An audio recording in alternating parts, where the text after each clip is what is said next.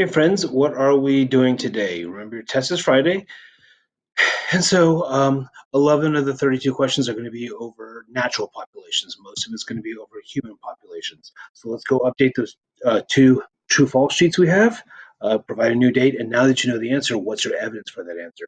Go ahead and update your digital notebook while you're at it. So go in and especially table of contents, link those to the slide. I'm going to give you a text quest. So you already have the text quest. The last page is about density dependent and density independent factors.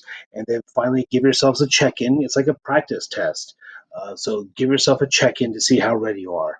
So what am I talking about? In your Digi notebook, one of the first things that we did for this unit was this true-false sheet. So now that you know the answers, does that seem true? Yeah, that's true. So Control-C, Control-V, that's a copy and paste if you're playing at home. And now that if that's the answer, I can't even see this, so you tell me.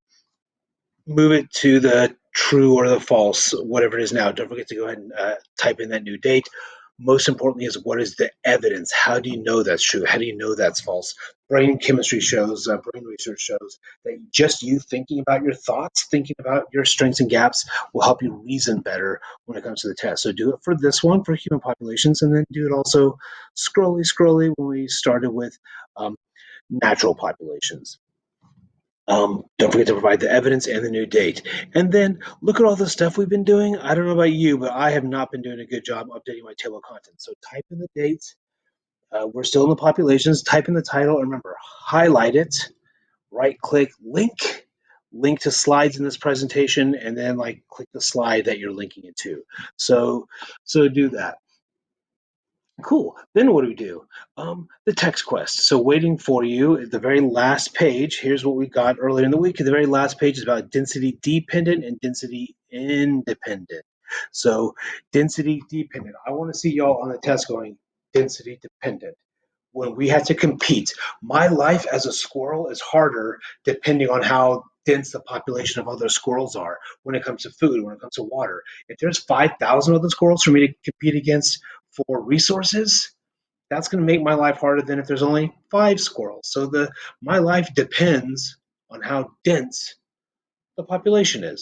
But these are when we compete for limited resources, density dependent resources. Independent, it doesn't matter how many other squirrels there are in the forest.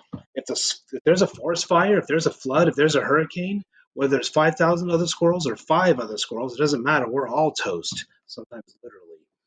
So those are examples of density independent. Same with the air pollution, water pollution. We're all breathing the same air, drinking the same water. If it's contaminated, no matter how many other squirrels there are, my success doesn't matter.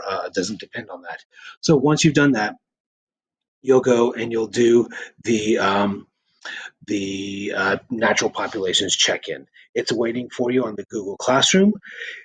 Like I said, if you want to do it with your notes, you can, but that's not very good practice for game day. I set it up so you should get instant feedback to let you know how you did on it. So good luck, study hard, do work, and I know you'll be ready for the exam on Friday.